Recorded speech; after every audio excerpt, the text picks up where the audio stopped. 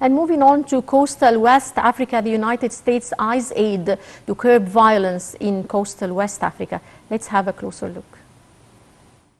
The United States is preparing long-term assistance for the Ivory Coast, Benin and Togo as concerns rise with the violence in the Sahel could spill into coastal West Africa. U.S. Vice President Kamala Harris, visiting Ghana last month as part of a growing U.S. push in Africa, promised $100 million over 10 years to reinforce resilience in coastal West Africa. State Department officials are also looking to additional funding, including from the counter-terrorism budget.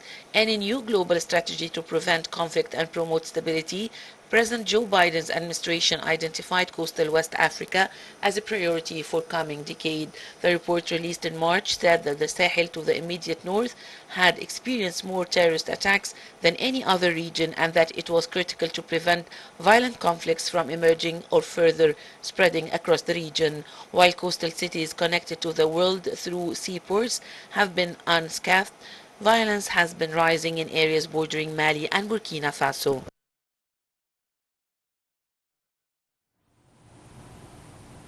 Welcome back. And on the African Free Trade Agreement and this impact on youth taking control of their destiny, we're delighted to be joined over the phone by Ambassador Gamal Bayoumi, former assistant to the Foreign Minister. Good afternoon, Mr. Ambassador. Good afternoon. How are you?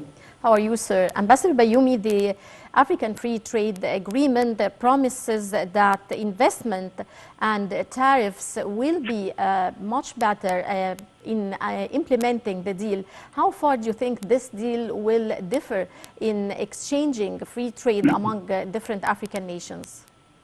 Now it is a big step for cooperation within the African countries. Before we had three smaller free trade areas. One of them was the COMESA, where Egypt belongs. Now, under the chairmanship of Egypt, we decided to make one big free trade area. It is the biggest in the number of population. It's 1,200 million inhabitants. This is the largest market in the world, although it is the poorest also. But this will encourage investment, of course. It is a message to those who are thinking to come and invest in our country. We tell them, if you produce in Egypt, you are not addressing the Egyptian market, which by itself a big market of more than 100 million inhabitants. No, you are addressing here Africa, more than 1,000 million, the Arab world also, 400 million, and Europe, because Egypt has free trade areas with the three dimensions, with Europe, with Africa, and with the Arabs.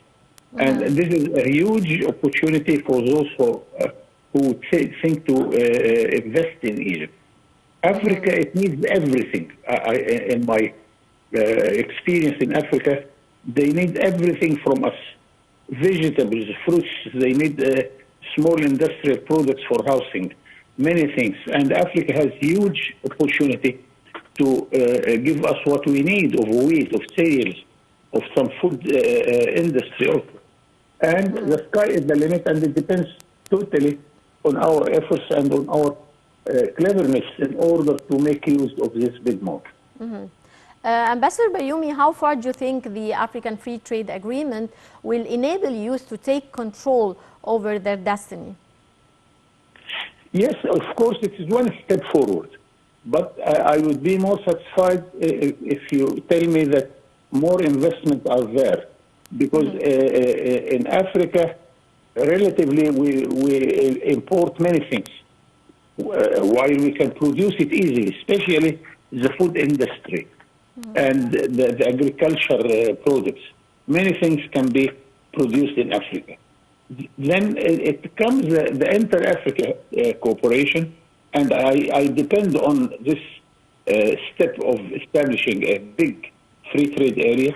This will encourage us to make more and more reasonable steps towards more investment and to produce more and more of what we are in need, and to replace this instead of importing everything from abroad.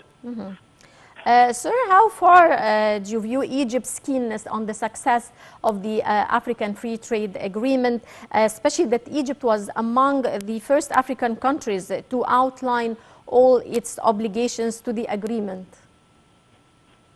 As a matter of fact, Egypt is a model by itself. I am glad to tell you that Africans are looking to what Egypt is doing in order to make their decisions after what Egypt has already practiced. So Egypt is dominant to give Africa whatever it needs, because after all, we are Africans, we are Arabs, we are Mediterranean. The multi-faces of our culture is really helping, and the Africans are proud of Egypt as a member of this community, because we are a highly developed African country because of our history. And I visited Mauritius, for instance, where some tribes there would tell you that we have Egyptian origin. In Cameroon, where I was ambassador in West Africa, some small groups are still building their houses on the shape of pyramids because they are proud that they are coming from Egyptian origin. Yes. Many things connect us to Africa, mainly our church also, because some African countries are following the Eastern Church, where Egypt is the leader there. Yes. Also, many countries are benefiting from Al-Azhar and learning in Al-Azhar. We have tens of thousands of Africans studying in Egypt. Yes. The World Bank estimated the total revenues that the continent is expected to gain from applying the African Free Trade Agreement to reach $450 billion. How far is this true in implementation? This is very good, but because both of us are ambitious, it's not enough. We can make double of this. But let us start. This is a very good start. If we continue in this effort, 400 million is not, 100 billion is not little, but it's not enough, because Africa can do even much better. But let us start there and imagine how many millions of jobs we can create through this partnership. Mm-hmm.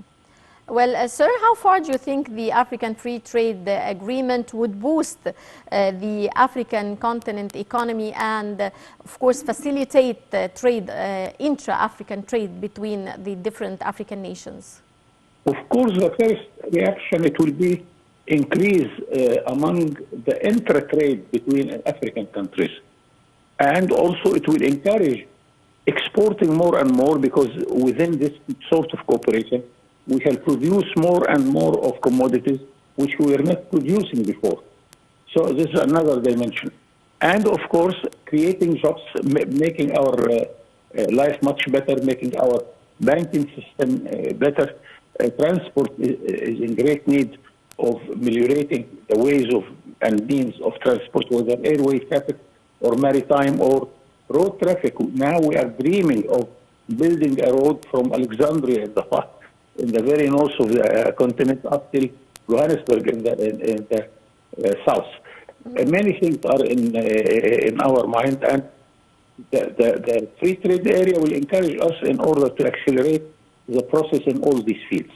Mm-hmm.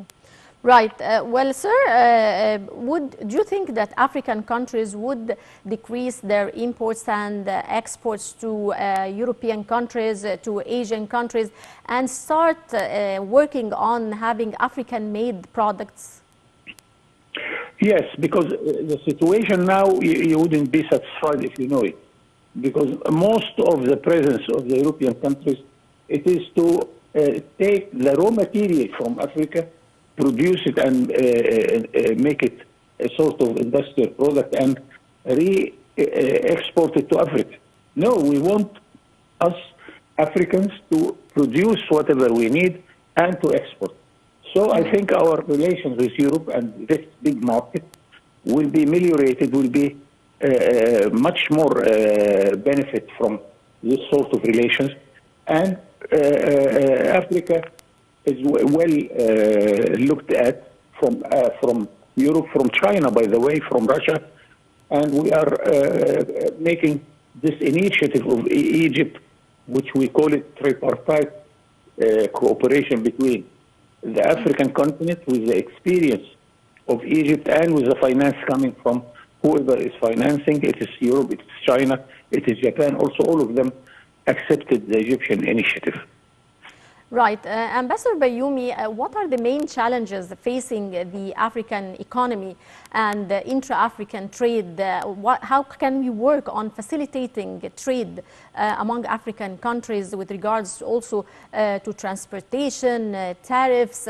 How can all these barriers be removed between African countries to boost intra-African trade, in addition to the African Free Trade Agreement, of course? I addressed this same question to some investors coming from Europe. What are the challenges and the opportunities in Egypt and in Africa? They said the main challenge is bureaucracy. We are very slow in our bureaucracy. We do not move quite fast like at the international level. I want Mr. So-and-so sitting behind his desk to do his job in the same time, the same day, not 37 days to have a license to produce. This is one sector. Another, the banking system. We don't have first-class banks in the continent. Very rare if we find them. Concerning what we mentioned before, the transport. Our ports in Africa generally are small. They cannot receive mammoth tankers. So if you want to export to Africa, you have to send your merchandise to India for a bigger port to receive it, then to reship it in a smaller boat. This is not correct. And now we are trying to enlarge our ports to receive big tanks. Also to establish new companies, maritime companies, in order to make more suitable ships to come to visit our port. So the challenges are many, but we are up to it. The most important thing that we know where are the challenges and where are the opportunities. Right. Well, I would like to thank you very much, Ambassador Gamal Bayoumi, former assistant to the foreign minister. Many thanks for your insights, sir. And dear viewers, that brings us to the end of this edition of Africa Today. Many thanks for watching and stay tuned for more coming up here on Nile TV International.